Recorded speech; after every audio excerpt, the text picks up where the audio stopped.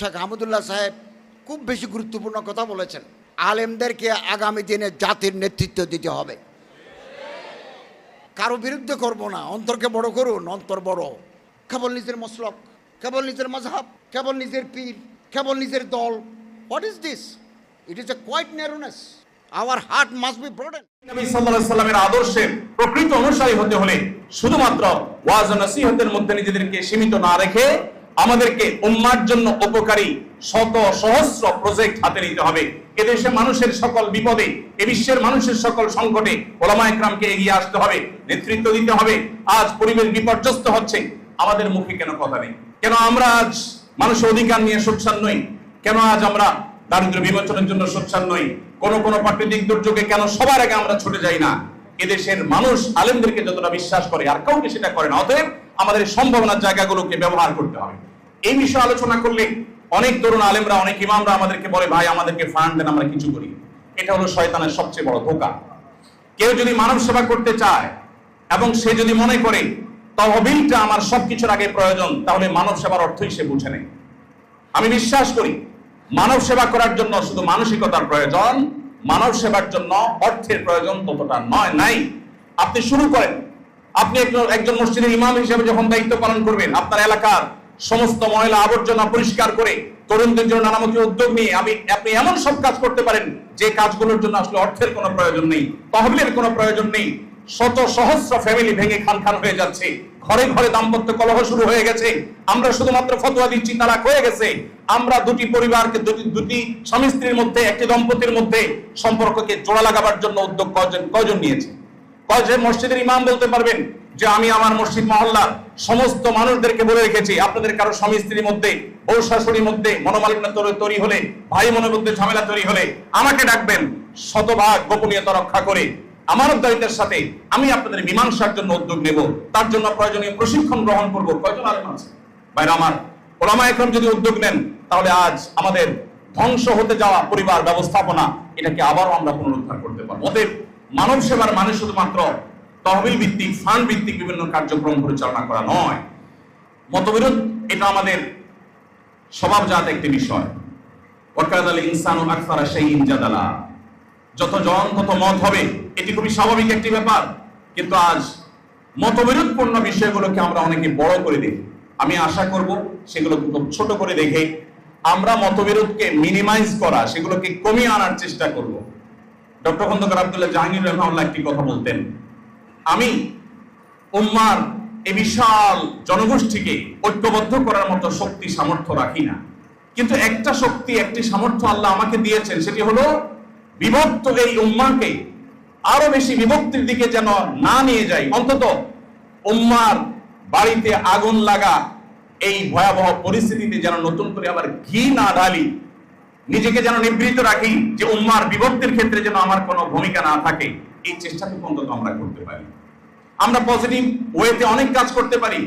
কে কি করছে তার জন্য আল্লাহর কাছে জবাবদিহিতা আমার নাই, আমি কি করছি সেটার জন্য জবাবদিহিতা আছে। অতএব মানুষের পিছনে না পড়ে আমি নিজেকে ডেভেলপ করার জন্য যদি কাজ করে যাই, ইনশাআল্লাহ আমরা ইনশাআল্লাহ যুগের চ্যালেঞ্জকে মোকাবেলার জন্য উপযুক্ত হয়ে উঠতে পারবো। ওলামায়ে কেরামের দিকে চেয়ে আজ গোটা দেশের মানুষ, আলেম সমাজকে সাধারণ মানুষ যতটা বিশ্বাস করে, যতটা আস্থা এদেশের আলেম সমাজের প্রতি আছে, অন্য কোন শ্রেণীর মানুষের প্রতি এতটা আস্থা এদেশে আছে বলে আমি মনে করি না।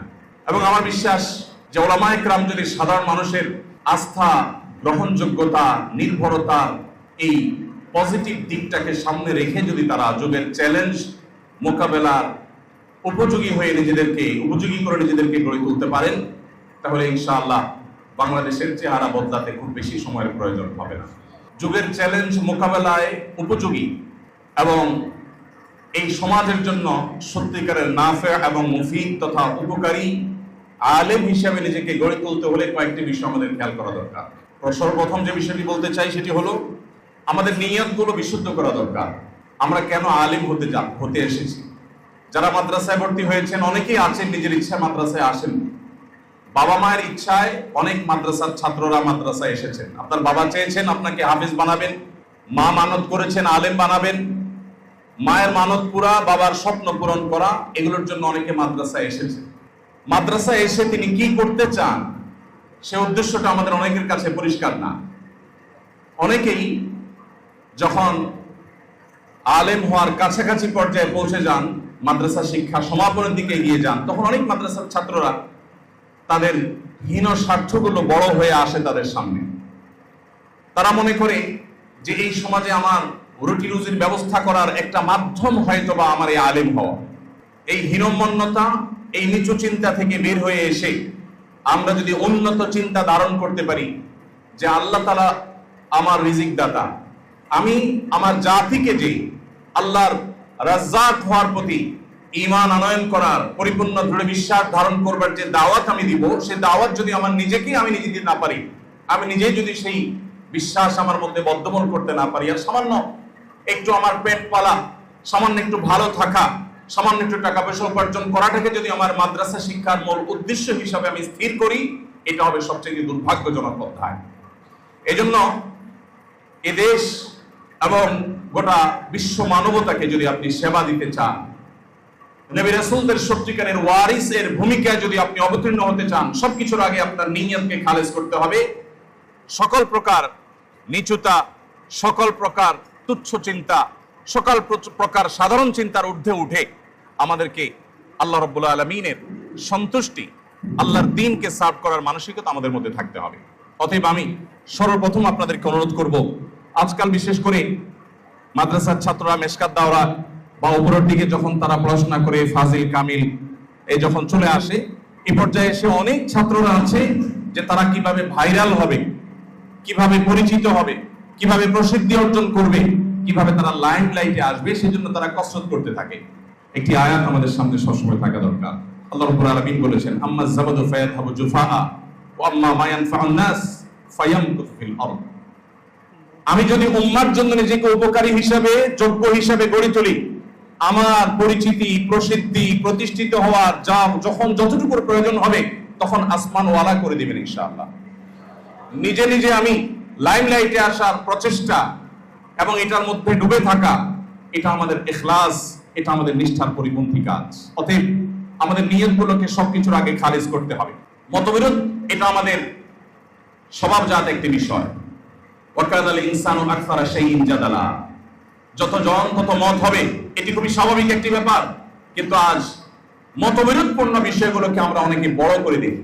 আমি আশা করব সেগুলো খুব ছোট করে দেখে আমরা মতবিরোধকে মিনিমাইজ করা, সেগুলোকে কমিয়ে আনার চেষ্টা করব।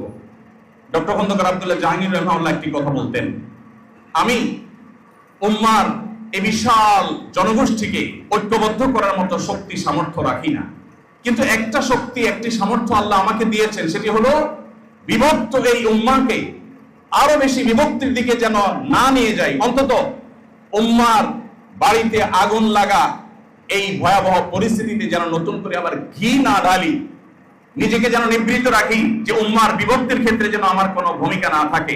এই চেষ্টাটুকু অন্তত আমরা করতে পারি। আমরা পজিটিভ ওয়েতে অনেক কাজ করতে পারি।